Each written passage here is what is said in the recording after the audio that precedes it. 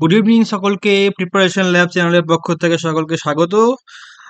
কয়েকদিন আমি কিছু নিউজ কালেক্ট করছিলাম, মানে বেশি কিছু নিউজ যেহেতু পাইনি, সেহেতু 17 থেকে 20 জানুয়ারি আমি একবারে একটা ভিডিওতে কভার করার চেষ্টা করছি। এখানে 17 থেকে 20 জানুয়ারি পর্যন্ত সমস্ত ইম্পর্টেন্ট কোয়েশ্চেন গুলো আমি অ্যাড করেছি। আর আরো কিছু প্রশ্ন আছে যেগুলো কালকেও আমি কিছু অ্যাড করব 21-এর সঙ্গে, এক্সট্রা হিসেবে থাকবে। চলো শুরু করা যাক। প্রথম প্রশ্ন, what is India's rank in the future of work category under the QS world future skill index? এখানে বলা হচ্ছে ফিউচার অফ ওয়ার্ক এই ক্যাটাগরিতে কিউএস ওয়ার্ল্ড ফিউচার স্কিলস ইন্ডেক্সে ইন্ডিয়ার র্যাঙ্ক কত। সেটা হচ্ছে second. QS world future skill ইন্ডেক্সে ভারত একটি শক্তিশালী প্রতিযোগী হিসাবে আবির্ভূত হয়েছে। বিশ্বব্যাপী 25তম এবং কাজের ভবিষ্যৎ বিভাগে দ্বিতীয় স্থান রয়েছে ভারতের। কাজের ভবিষ্যৎ মানে ফিউচার অফ ওয়ার্ক, এই ক্যাটাগরিতে ভারতের স্থান দ্বিতীয়। আর ওভারঅলে 25th স্থানাধিকারী, এবং এখানে স্কোর করেছে ফিউচার অফ ওয়ার্কে 99.1। তোমাদের জন্য এটাই ইম্পর্টেন্ট যে QS world future skills index 2025, এখানে ফিউচার অফ ওয়ার্কে ইন্ডিয়ার পজিশন কত, সেটা হচ্ছে সেকেন্ড। এখানে আরো রয়েছে যেমন স্কিল ফিটে 37th রয়েছে, একাডেমিক রেটিনেসে রয়েছে 26th, ইকোনমিক ট্রান্সফরমেশনে রয়েছে 40th, অ্যান্ড ওভারঅল রয়েছে 25th। সেটা আমি লিস্ট এখানে দিয়েই দিয়েছি। নেক্সট হচ্ছে, in which city was the archaeological experimental museum ইনগ্রেটেড recently? That is Vadnagar. Vadnagar কোথায়? গুজরাতে। সম্প্রতি কেন্দ্রীয় সংস্কৃতি মন্ত্রক এবং গুজরাট রাজ্য সরকার ভাদনগরে একটি অত্যাধুনিক প্রত্নতাত্ত্বিক অভিজ্ঞতামূলক জাদুঘর উন্মোচন করেছে। এই উদ্বোধনী অনুষ্ঠানে সভাপতিত্ব করেন কেন্দ্রীয় স্বরাষ্ট্রমন্ত্রী অমিত শাহ। এই ল্যান্ডমার্ক প্রকল্পটি ভাদনগরের সমৃদ্ধ সাংস্কৃতিক এবং ঐতিহাসিক ঐতিহ্য প্রদর্শন করছে। এটি শহর যার ইতিহাস 2500 বছরেরও বেশি।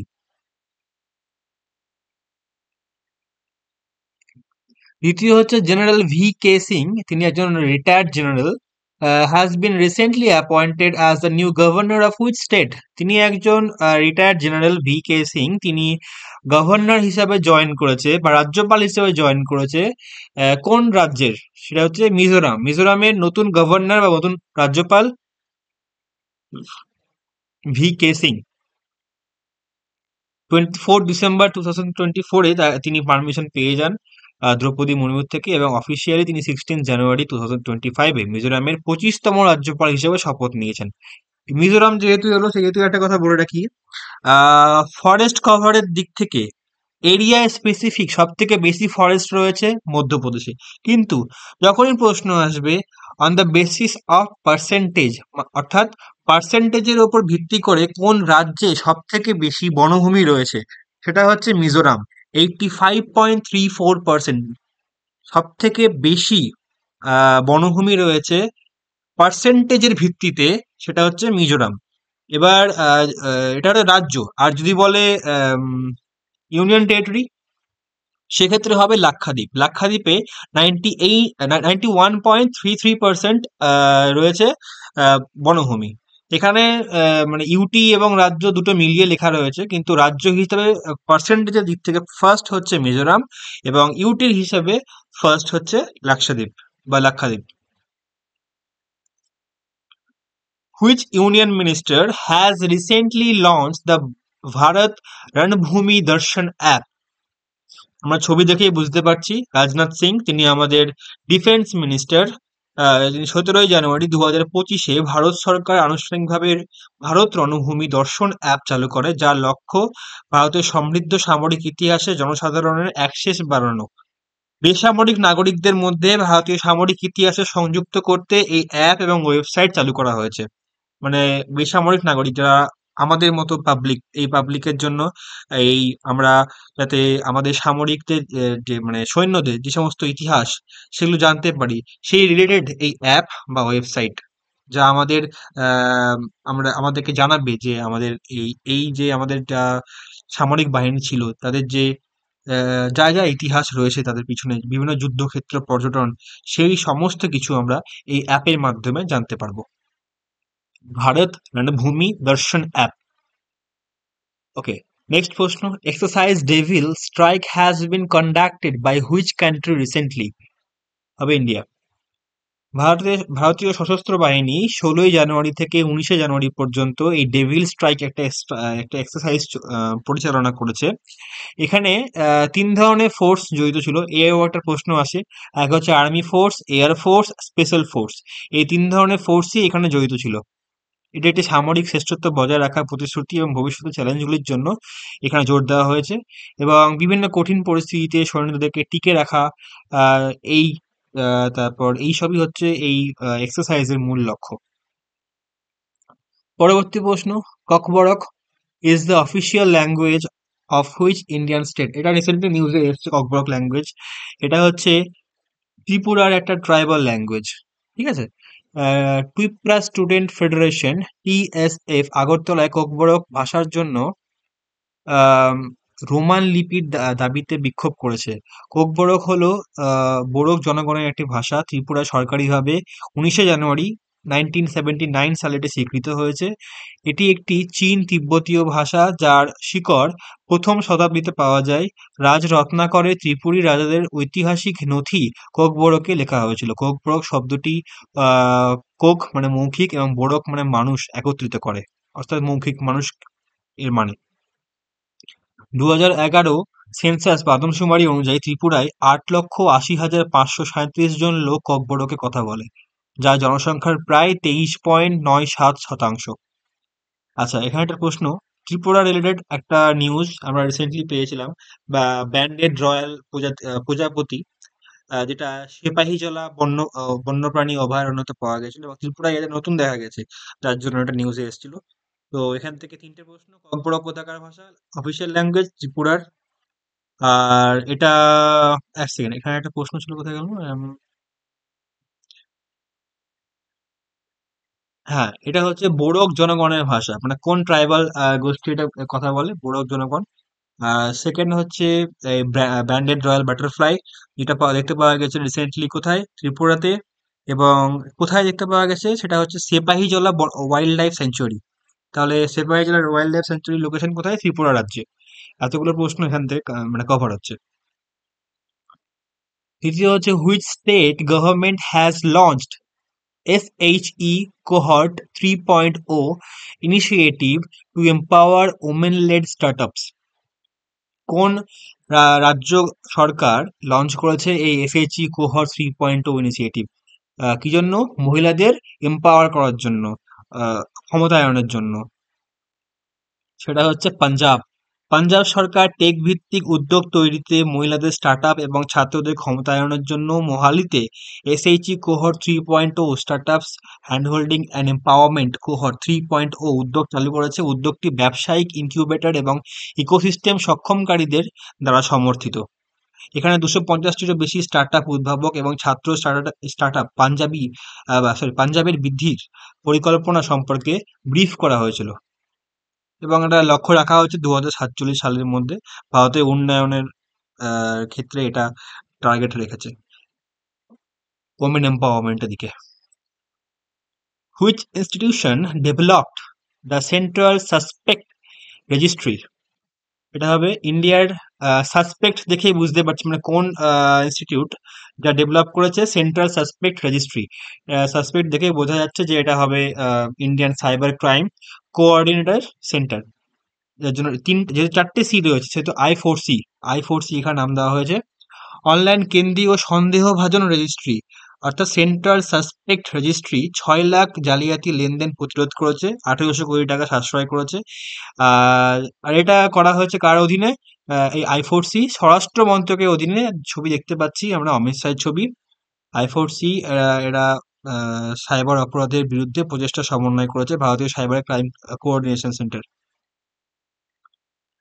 পরবর্তী প্রশ্ন, which state government has announced a monthly pension 20,000 for surviving details who details কেন বললাম, detainees who were jailed during the emergency period? অর্থাৎ 1975 থেকে 1977 সময়ে যখন আমরা এমার্জেন্সি দেখতে পেয়েছিলাম ইন্ডিয়াতে, তখন সেই কারাগারের বন্দীদের, যে সমস্ত কারাগারে বন্দীরা এখন অবধি অর্থাৎ 1 জানুয়ারি 2025 পর্যন্ত বেঁচে রয়েছে, তাদের চিকিৎসার জন্য 20,000 টাকা করে মাসিক পেনশন ঘোষণা করেছে উড়িষ্যার সরকার। এটা অ্যান্সার হবে উড়িষ্যা।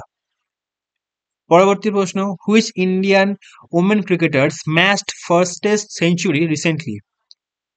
আয়ারল্যান্ডের বিরুদ্ধে ভারতীয় মহিলা ক্রিকেটার, ছবি থেকে বুঝতে পারছি কে আছেন ইনি, স্মৃতি মান্দানা। 70 বলে ফার্স্ট টেস্ট সেঞ্চুরি করেছে মহিলাদের মধ্যে।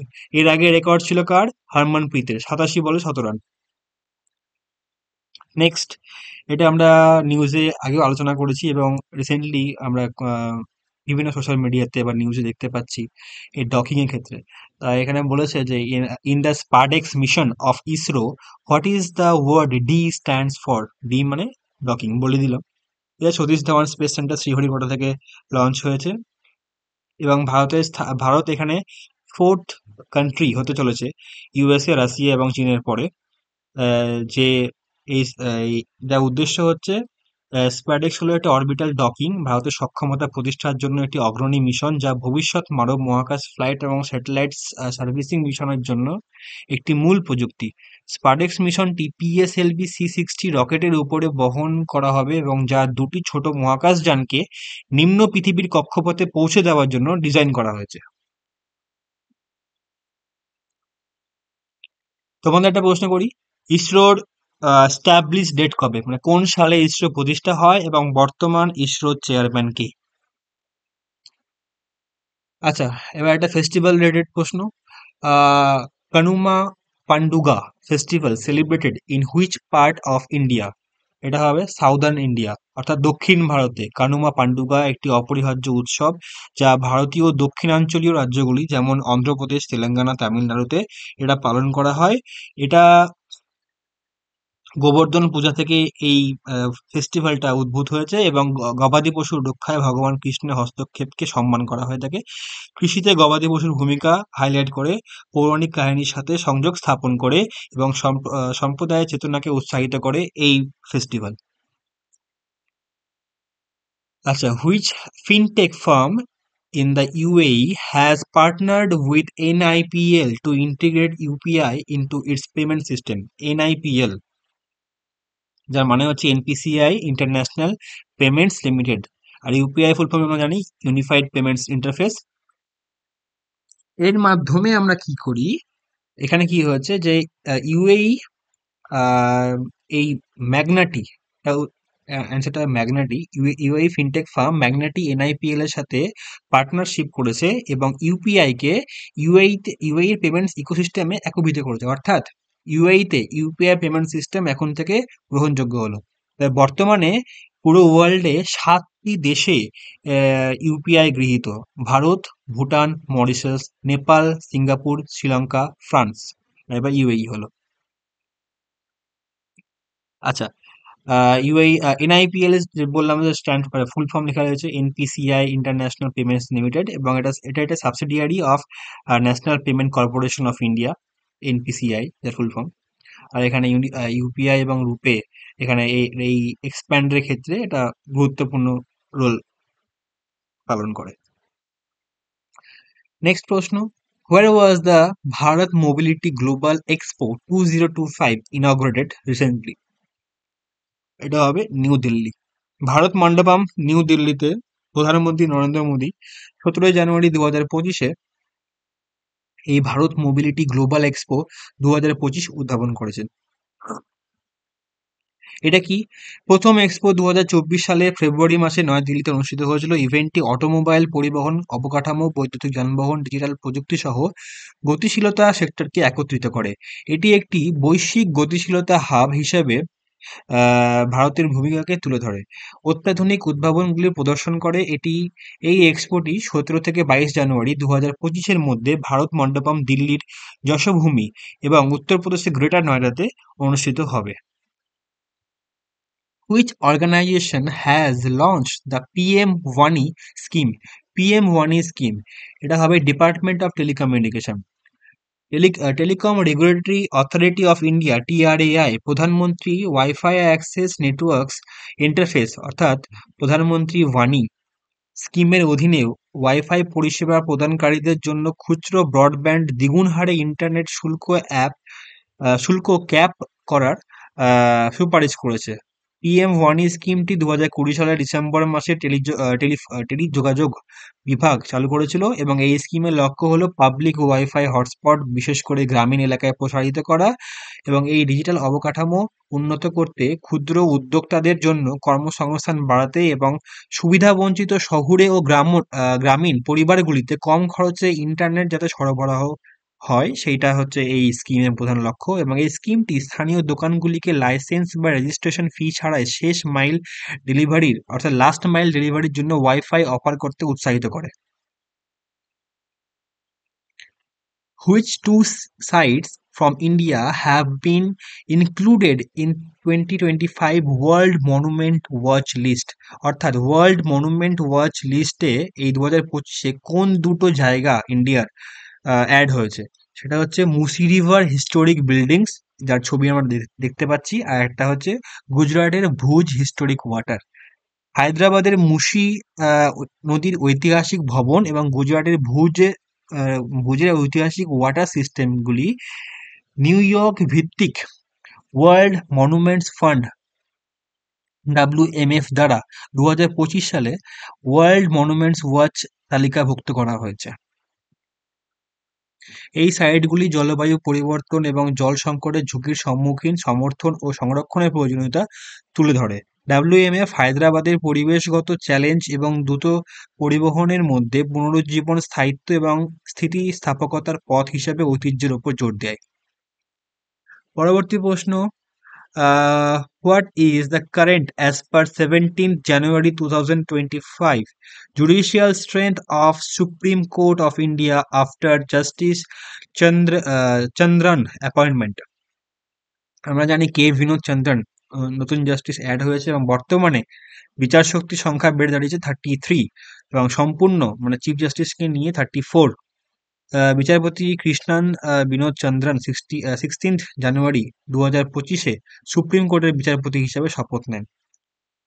আমরা জানি সুপ্রিম কোর্টের প্রধান যে বিচারপতি রয়েছেন সঞ্জীব খান্না।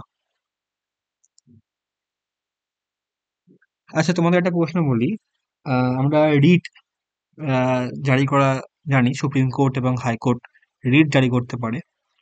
একটা প্রশ্ন, এই রিট জারি করা ভারতীয় সংবিধানের কত নম্বর আর্টিকেলে রয়েছে? সুপ্রিম কোর্টের একটা আলাদা আর্টিকেল রয়েছে এবং হাইকোর্টের একটা অন্য আর্টিকেল রয়েছে।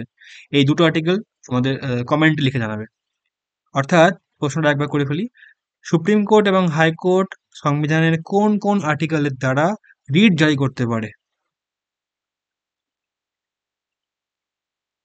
Which organization have signed an agreement for the development of an optical transceiver cheapest for 6G wireless links?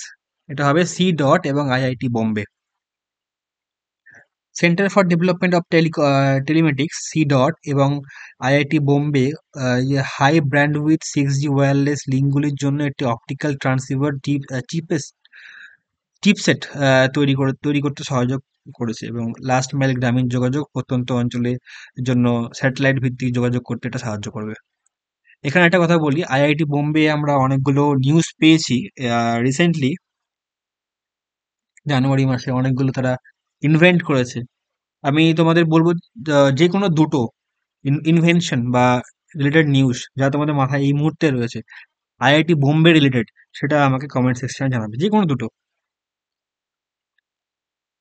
Which Ministry of Government of India is responsible for Kalagram for Mahakumbh 2025? এটা হবে ministry of culture, government of ইন্ডিয়ার। Ministry of culture কালাগ্রাম Bharat সরকারের সংস্কৃতি মন্ত্রক দ্বারা তৈরি করা হয়েছিল। কালাগ্রামটা কি? 2025 সালে মহাকুম্ভের সময় পবিত্র শহর প্রয়াগরাজে অবস্থিত কালাগ্রাম একটি সাংস্কৃতিক আশ্রয়স্থল যা ভারতের সমৃদ্ধ ঐতিহ্য উদযাপন করে। ভারত সরকারের সংস্কৃতি মন্ত্রক তৈরি করেছে। কালাগ্রামকে ভারতের ঐতিহ্যের মধ্যে একটি সংবেদনশীল যাত্রা দেওয়ার জন্য ডিজাইন করা হয়েছে।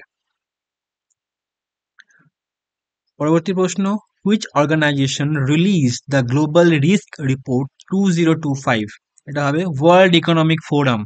World economic forum global risk report প্রকাশ করেছে, যা 2006 সালের প্রথম প্রকাশিত হয়েছিল চরম আবহাওয়া পরিবেশগত ঝুঁকি হিসাবে শ্রেণীবদ্ধ করে, এবং 2024-25 রিপোর্টটি global risk passport survey GRPS এর উপর ভিত্তি করে তৈরি করা হয়েছে। এবং স্বল্পমেয়াদী 1 থেকে 2 বছর এবং দীর্ঘমেয়াদী 10 বছর মেয়াদে ঝুঁকি মূল্যায়ন করে এটা তৈরি করা হয়েছে। স্বল্পমেয়াদী ঝুঁকির মধ্যে রয়েছে ভুল তথ্য, চরম আবহাওয়া ঘটনা এবং রাষ্ট্রভিত্তিক সশস্ত্র সংঘর্ষ। এবং দীর্ঘমেয়াদী যে সমস্ত ঝুঁকিগুলোর কথা বলা হয়েছে সেখানে রয়েছে চরম আবহাওয়ার ঘটনা, জীববৈচিত্র্যের ক্ষতি, বাস্তুতন্ত্রের পতন, আর্থ কি বলে অর্থ সিস্টেমের ওপর গুরুত্বপূর্ণ পরিবর্তন। এই সমস্ত রয়েছে দীর্ঘমেয়াদী ক্ষেত্রে। বিশ্বব্যাপী ঝুঁকির আকার ধারণকারী 4টি মূল ক্ষেত্র হলো প্রযুক্তিগত, ভূ-কৌশলগত, জলবায়ুগত এবং জনসংখ্যাগত, যা তীব্রতর হবে বলে আশা করা হচ্ছে। প্রতিবেদন ব্ল্যাক কার্বন, মিথেন এবং হাইড্রোফ্লুরোকার্বনের মতো স্বল্পস্থায়ী জলবায়ু দূষণকারীর বিষয়ে আলোকপাত করা হয়েছে এখানে। তো এখান থেকে লাস্ট একটাই প্রশ্ন, গ্লোবাল রিস্ক রিপোর্ট 2025 এটা কে মানে কোন অর্গানাইজেশন রিলিজ করে? এটা হচ্ছে world economic forum. What is the name of the rocket launched by Blue Origin on its maiden test flight? এটা হবে নিউ শেফার্ড। নিউ শেফার্ড না, এটা হবে নিউ গ্লেন। এটা অপশনটা ভুল হয়েছে, আমি ঠিক করে দিচ্ছি করি। এটা নিউ গ্লেন হবে।